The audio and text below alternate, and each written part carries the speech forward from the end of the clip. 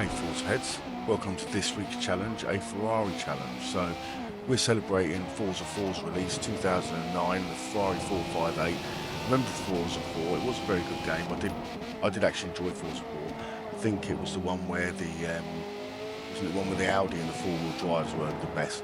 But I did like the way it operated the storefront. You used to be able to tune the cars, do your paint job, you could see which ones you sold, which they seem to have lost them sort of elements in the games now. I think there's a lot of elements from the older games that they could have brought back quite easily, speaking to the community. But you know, seemingly they do speak to the community all the time, but seemingly, you know, I don't know. But yeah, here we are with the Ferrari 458 challenge. So we thought we'd pit it against as it's in S-Class, we thought we'd pit it against the Porsche 911 GT1 from 1997. So this is obviously the leaderboard car for this class, probably, or one of them. So we thought we'd give the Ferrari challenge, see how it is. I mean, generally you find when these cars have been put into groups like this that they probably had a bit of a handling scrub. All got some air there, you can see that. Probably had a bit of a handling buff, should I say. So I was looking optimistic. Admittedly, we did tune this with four-wheel drive because, I don't know, like, with more power, four-wheel drive does seem to like suit some of these hill climbs, especially going the back way. But you can see the Porsche is making a bit of ground on this. So I think to yourself, you know, is this going to be an impossible task? Are we going to make it? But you know, we were optimistic. We went out. I mean, the main thing is to not clip a barrier, which obviously is just almost clipped that one there. But nice and tight. Get a bit early on the braking into this one and getting nice and tight there. Just roll round the last thing. You've got to wait until you get out of that dip. If you snap the throttle before you get out of that dip, you're likely to pick up a bit of extra oversteer. So again, you want to brake earlier than I did on this one. I could have got tighter in there. You want to use that chevron area as your sort of, there's a bit of a camber in there, and you want to use that to get around the corner. Same here, you know, you need to really get in on these bends. So yeah, we're trying to catch up with this Porsche, thinking we're going to get our moment in a minute. He's not really making much more ground on us at the moment, but this is pretty much a handling sector. We're hoping, although all this is a handling track, we're hoping we get to a bit of a power where we need the hill and the launch with the four-wheel drive. So yeah, very much thought we did give it a couple of goes, I must admit. I very much thought it was going to be capable of it, but this is the first time we actually pitted it against a higher up rival. I was going against a slower Ghost, but I kept clipping the walls and I was far ahead, and I didn't feel like it was assisting me to know sort of where I was on the leaderboard. So I picked something that was in the top 30 and thought we'd try and get there with this. But you can see that this hill climb element, you want to really get tight to this left hand side and get a nice tight to this. As soon as you watch out like that Porsche there, you compromise this bend, then you lose all of this hill. The focus is sacrificing that first corner on that left-hander before you get that right-hander up the hill to make sure you can get on the gas and ride it round the two bends. But it's very much sticking close to that left-hand wall as you can. You know, same with this, you want to get up around this corner here and you want to brake and get back into first gear and get right tight to this barrier as you can. I probably bottled it out a bit there and it took me wide straight away. Again, that's all time lost. There's definitely more improvement on the time, but you can see we've pulled a little bit on this Porsche. We do know, you know, that Porsche is going to be strong once we get down to these hairpins on the downhill sector. So we're sort of up at the top of the mountain now. We've got the downhill run to go. We're going to get up over here again, just want to be off the throttle, rolling over here a little bit, picking up them undulations without applying too much gas, and you can get on it, ride it all the way through here. Just remember to brake not too early for this one, because you can carry more speed than it says you can. But same here, get your braking, get your trail braking late. You do really need to sort of get your trail braking down on this course, because a lot of it, if you scrub too much speed too early, it's not going to help you. You're going to end up hitting one of them inside walls.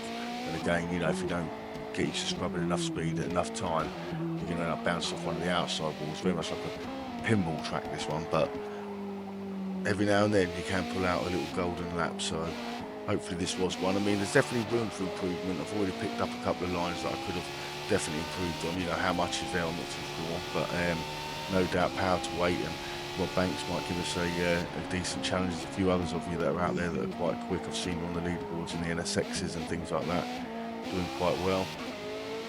I know John loves to go. So yeah, we've done this build pretty much like my R8 tune. So if you look at the R8 tune guide I've just released, that'll give you the way that I tuned the car. And other than that, I just built it four-wheel drive, full rear tyre width. I might be up one click on the front tyre width. I don't think I am, though. I think I'm on 235, like 345 or whatever it goes up to on the rears. But very much using the same sort of tune settings to manipulate the oversteer and to be able to get them rear wheels working like a rear-wheel drive car with a little bit of added toe for the steer. So yeah, if you haven't checked that video out, definitely check out that Audi tuning guide on my channel. But we're coming down past the waterfall, beautiful part of the circuit, do like it. And down the hill, got to keep it tight. And the trick is with this corner is to learn it enough. It's a bit like the Isle of Man TT, which again, I've done a couple of videos on that recently where I've been getting up to speed, done 136 mile an hour lap, if you know what that means.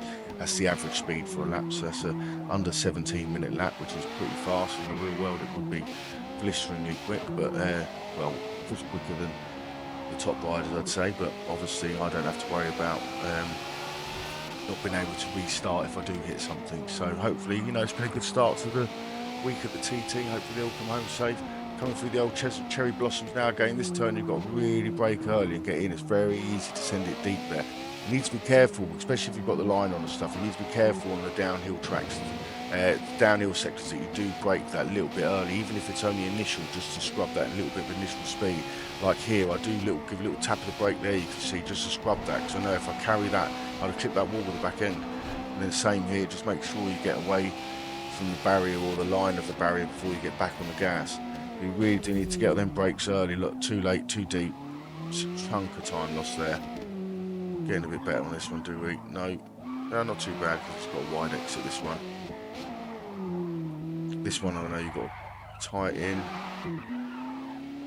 Porsche's right on us. It's going to get tight towards the end of this, I feel.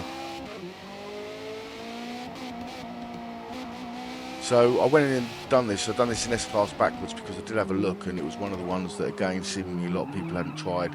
I know S-Class is going to be a little bit fast and hard for some people. Hopefully with this four-wheel drive tune, you can give it a go. I will save this on there, but again, like, if you want to build it yourself, check out the Audi build guide, and I might chuck another build guide out for this. If I get the time over the weekend, I'll just chuck a little build guide video together. Big C, oh look, scrubbing paint off the barrier there. I do love the tree tunnels. Straight through, come on, get the power on. You get to this part of the track and you start thinking, oh no, am I at the right bit? Like, is this the right bit, or is this going to end up,